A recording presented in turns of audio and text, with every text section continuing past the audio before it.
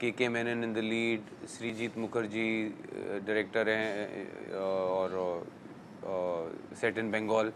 मेरे लिए it was a immediate sell. ये डिटेक्टिव भी है और इसमें एक फन एलिमेंट भी है, एक ह्यूमर भी है, तो मुझे बहुत इंटरेस्टिंग लगा इसका एक combination. It's a great boon for everyone who is in the entertainment audio visual medium में कि that is just growing growing and growing exponentially. जितने माध्यम अलग अलग बनते रहेंगे ना, उतना फ़ायदा ही है। मैसेज है कि अगस्त 14 को रिलीज़ हो रहा है और प्लीज़ देखिए। इंडिपेंडेंस डे सेलिब्रेट करने का इससे बेहतर तरीका नहीं होगा कि हमारा अपना home grown detective Shekhar home के साथ आप गुजारें। एक एक्टर के पास जब ऐसी एक स्क्रिप्ट आती है जिसमें चीज़ें बहुत ठोस हो, बहुत मज़ेदार हो, तो जाहिर सी बात है कि वो अपने आप उसकी तरफ आकर्षित होता है और फिर वही हुआ मेरे साथ, मैंने हाँ कह दिया।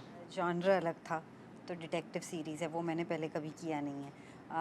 के सीरीज़ से जुड़े हुए थे और इनके साथ काम करने का मन था, तो वो दूसरा रीज़न था। श्रीजीत मुखर्जी जो हमारे डायरेक्टर हैं, उनके साथ में एक फ़िल्म करने वाली थी इसके पहले, लेकिन वो हो नहीं पाया, कुछ डेट्स की प्रॉब्लम हो गई थी, तो मैंने सोचा चलो ये अच्छा मौका है कि उनके साथ भी काम करने का मौका। मेरा रिएक्शन यार, usually I mean the first thing you ask for is बताइए व्हाट इज़ द शो और फिल्म और व्हाटएवर स्क्रिप्ट क्या है।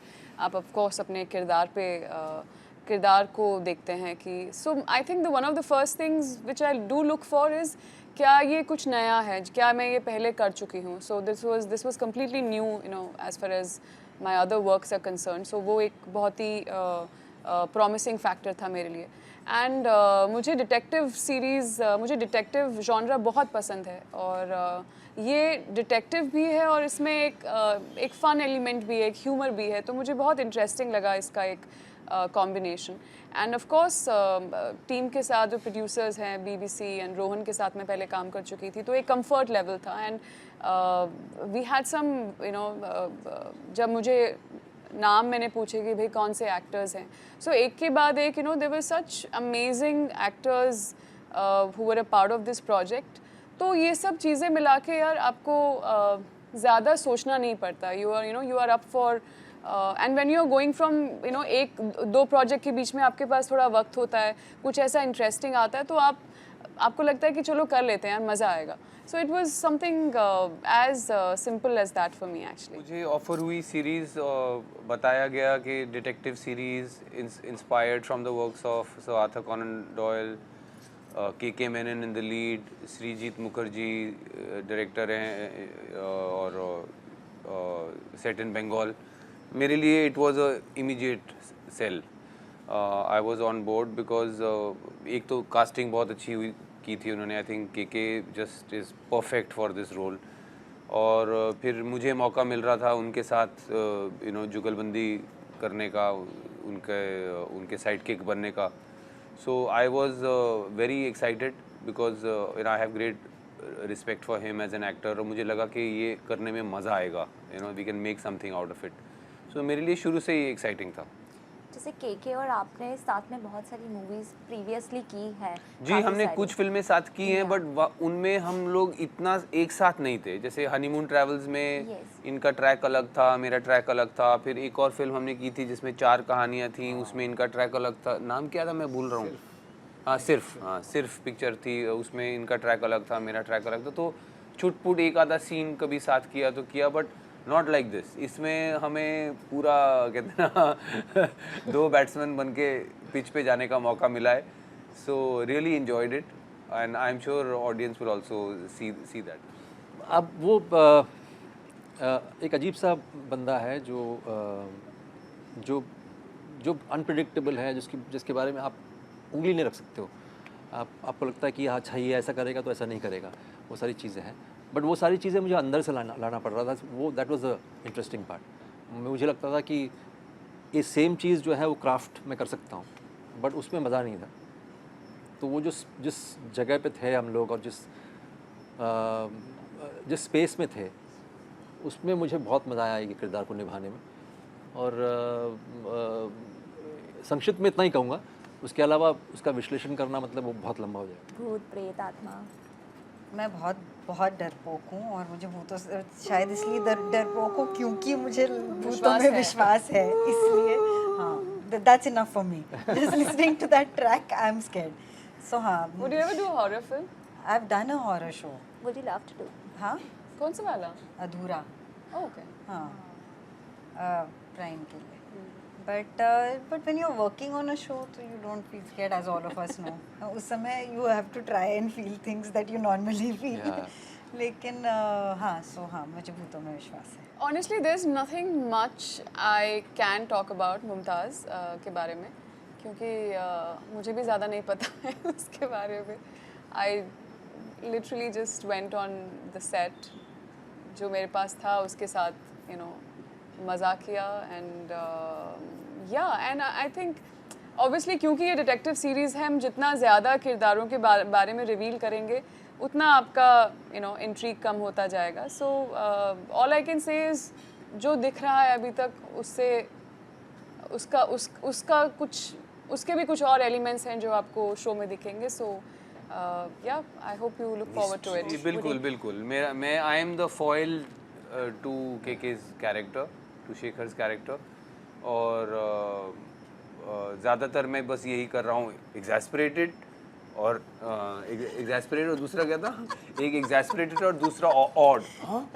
एक था एक ये क्या कह रहे हो शेखर, और दूसरा शेखर वाओ.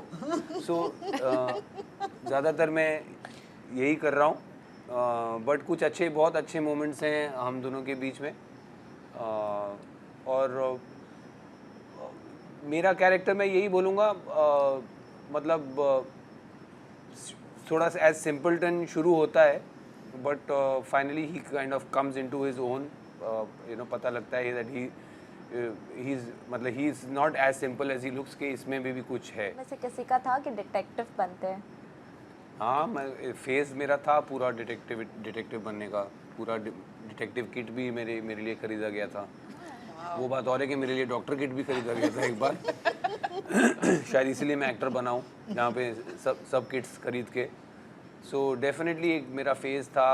रीडिंग में भी हार्डी बॉयज़ पढ़ना, you know Sir Arthur Conan Doyle की किताबें पढ़ना, जो Sherlock Holmes series. So strong phase था मेरा एज डिटेक्टिव. मैं अक्सर ये उदाहरण लोगों को देता हूँ. मतलब I am bit of a dinosaur as far as this business is concerned. मेरा करियर 90s में शुरू हुआ जब ये सेट है. तो वो टाइम पे टीवी का एडवेंट हुआ था. तो लोग कहते थे अब तो थिएटर बंद हो जाएंगे, अब तो घर पे लोग सिर्फ टीवी देखेंगे. उनके पास आ गए 4 चैनल. बट वो नहीं हुआ. Theatres kept flourishing. फिर 60 चैनल हो गए. तो लोगों ने बोला अब तो टीवी, अब तो थिएटर गए, अब तो कोई नहीं जाएगा, 60 चैनल है, कौन देखने वाला है. तो 200 चैनल हो गए तो भी नहीं कोई गया, थिएटर नहीं गए कहीं पे. फिर इंटरनेट स्ट्रीमिंग प्लेटफॉर्म में अब तो थिएटर पक्का बंद हो जाएंगे, अब तो पक्का बंद हो जाएंगे, अब तो स्ट्रीमिंग तो भी थिएटर चल रहे हैं. अब इंटरनेट पे सोशल मीडिया प्लेटफॉर्म्स में वीडियो कंटेंट इतना बनता है, चाहे रील्स हो या और भी कंटेंट हो. So I am saying it's a great boon for everyone who is in the entertainment audio visual medium में, कि that is just growing and growing exponentially. और मैं तो ये भी मानता हूँ कि video is the new writing. आपका कम्युनिकेशन वीडियो में हो गया है, आपका एंटरटेनमेंट वीडियो हो गया है. आप मतलब you know it has become like the new written word. हर जगह प्रिवेलेंट है. So this is a great boom for everybody who is associated to the audio visual medium, and basically cinema is audio visual medium. Yes, correct. So I am very optimistic and I think it's a great time to be in the audio visual medium. और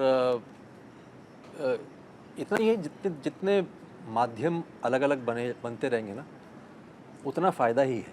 मतलब अगर आप उसको सही तरीके से इसका इस्तेमाल करोगे तो अच्छा ही होगा. Like I believe television is a wonderful medium.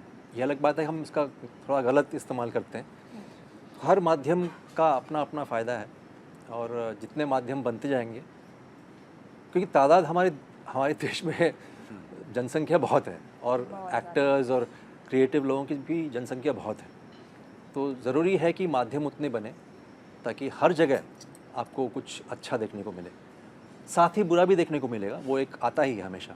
तो हम इंसान हैं, हम ऐसे करते रहते हैं, लेकिन मेरा मानना है कि जितना हो उसका अगर सदुपयोग करोगे तो अच्छा ही होगा।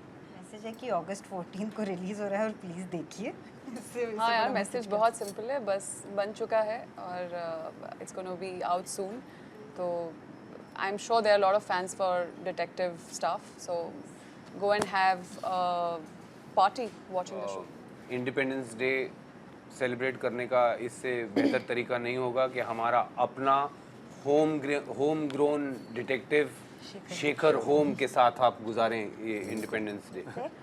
आफ्टर बिग बॉस आ गया अभी तक ऐसा रोक रही थी अपने आप आफ्टर बिग को। बॉस लोगों के लिए ना बहुत सारी अपॉर्चुनिटी यू गेट, तो आपको बहुत सारी अपॉर्चुनिटी, हाउ अभी कैसी अपॉर्चुनिटीज आपको आ रही है? टू बी ऑनेस्ट, हालांकि मेरे को 2 दिन ही हुए हैं बिग बॉस हाउस से निकले, तो अभी तक अपॉर्चुनिटीज़ तो इतनी मैंने नहीं देख रहा हूँ, बट खुशखबरी डेफिनेटली देख रहा हूँ। वो ये है कि शेखर होम जो कि रिलीज़ हो रहा है 14 अगस्त को, ये इटसेल्फ मेरे लिए बहुत अच्छी खबर है कि जो जब मैं अंदर गया था तो मेरे कोई भी प्रोजेक्ट्स लाइंड अप नहीं थे रिलीज़ के लिए।